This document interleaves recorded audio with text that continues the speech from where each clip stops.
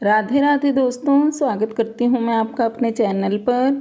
और आज मैं आपको सुनाऊंगी बैसाख महीने में सुने जाने वाली बांदरी की कहानी। तो चलिए वीडियो शुरू करते हैं। एक राजा था, वह सुबह जल्दी उठकर बैसाख के महीने में गंगा जी में नहाता था और कहता था कि मेरे से पहले कोई भी गंगा जी में नहीं नहाए। एक बंदरिया थी जो रोज राजा से पहले नहा लेती और पीछे राजा नहाने जाता था। जब राजा ने पानी हिलता हुआ और बिखरा हुआ देखा तो उसने पहरा बिठा दिया। सिपाहियों से कह दिया कि मुझसे पहले कोई भी नहीं नहाने पाए। गंगा जी के किनारे एक पेड़ था, उसके ऊपर बंदरिया बैठी रहती थी। डाली के सहारे उतरकर गंगा जी में नहा लेती और पेड़ पर जाकर बैठ जाती।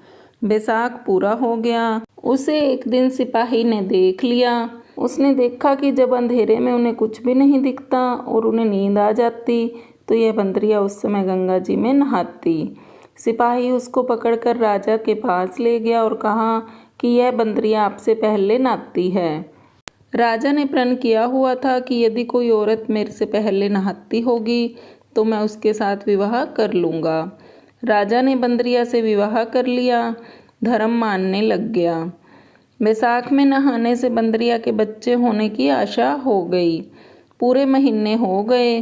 जब बंदरिया ने पूछा कि मेरा बच्चा होएगा तो मैं किसे जगाऊंगी, तब राजा ने महल में एक घंटी बंधवा दी और कहा, जब तेरे दर्द हो तो तू घंटी हिला दियो, फिर आकर मैं सारा इंतजाम कर दूंगा। राजा के कई रानियां थी। उन्होंने उस बंदरिया से पूछा, ये घंटी किसने बांधी है? तब वह बोली, राजा जी ने बांधी है। मेरे बच्चा होगा तब मैं बुलाऊंगी। एक रानी ने कहा, जरा जाकर दिखा कि राजा आएगा या नहीं। बंदरिया ने घंटी बजा दी। राजा आया। जब पूछा घंटी क्यों बजाई, तब बंदरिया बोली, रानी ने कहा था। बंदरिया के बच्चा होने लगा तो उसने घंटी बजाई पर राजा नहीं आया।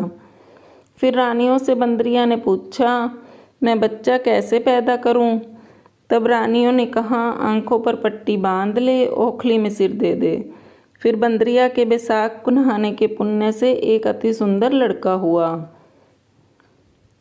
होते ही रानी ने राजा को नहीं दिया और दासी को दे दिया और कहा, इस बंदरिया के बच्चे को नदी में बहा दे और बंदरिया के पास आटे को खून में प्लेट कर रख दे। राजा ने आकर पूछा कि क्या बच्चा हुआ है? तब रानी ने कहा, बच्चा नहीं हुआ, ये ईंट पत्थर हुआ है।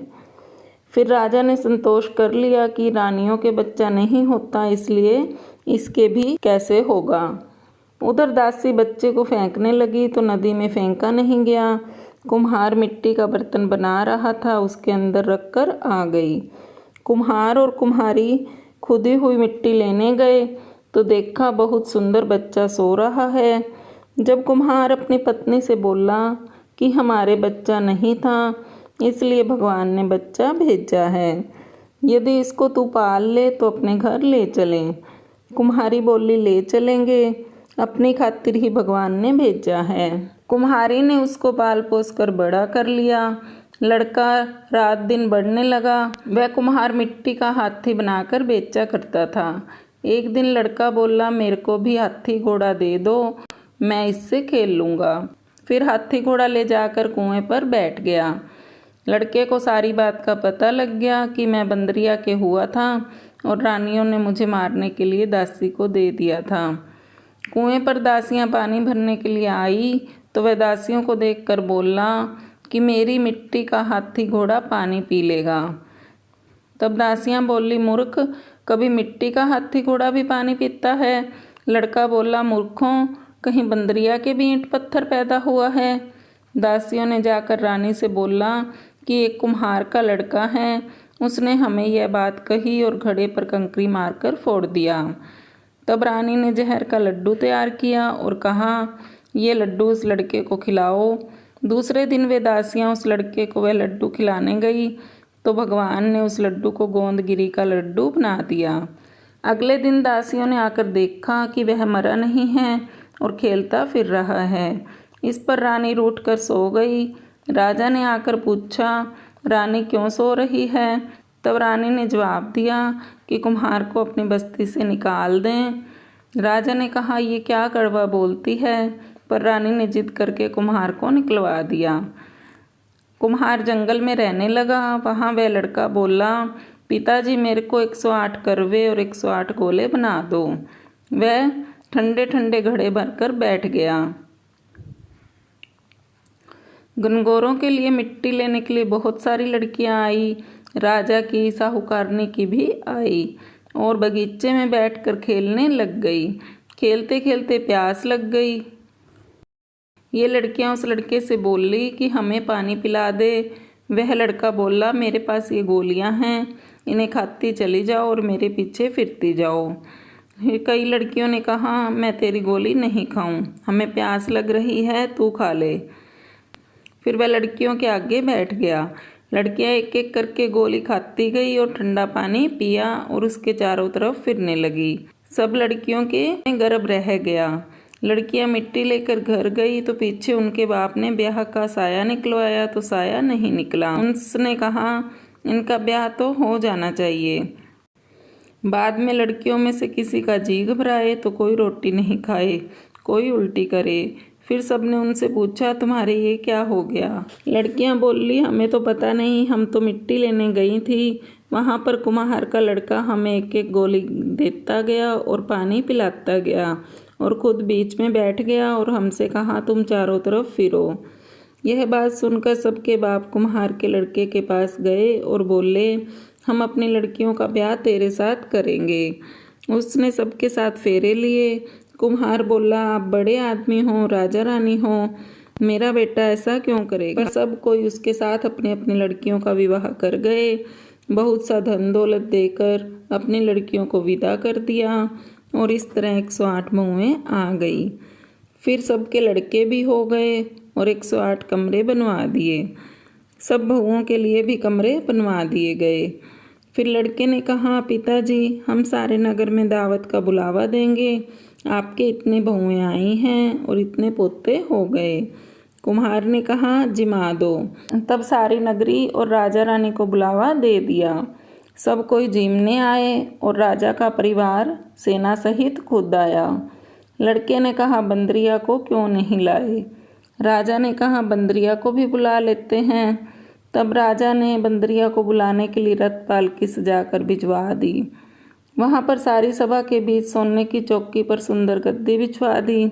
फिर बंदरिया आई तो गद्दी के ऊपर बिठा दिया और 108 बहुओं से कह दिया, ये बंदरिया मेरी जन्म की माँ हैं और सब कोई सोने की मोहरें देकर गोद में पोते देती जाओ। फिर सब बहुएं आई और सोने की मोहरें देकर पैर छूकर गोद में पोते देती गई। बंदरिया सबको आशीर्वाद देती गई।